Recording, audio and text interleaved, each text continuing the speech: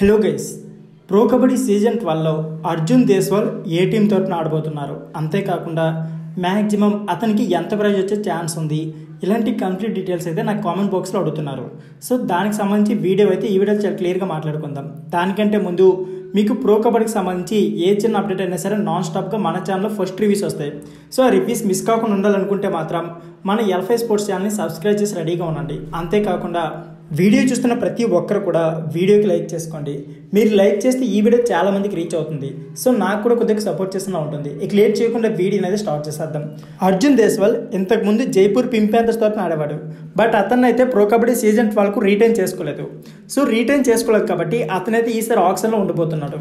అర్జున్ దేశ్వాల్ని Bengal Warriors, Bengaluru Bulls, Telugu Titans, అలాగే Gujarat Giants ఈ 4 టీముల్లో ఏ టీం అయినా 100% బై చేసే ఛాన్స్ అయితే ఉంది. నేనైతే ఆల్మోస్ట్ తెలుగు టైటన్స్ లేకపోతే బెంగాల్ వారియర్స్ బై చేసే ఛాన్స్ ఉంది అనుకుంటున్నాను.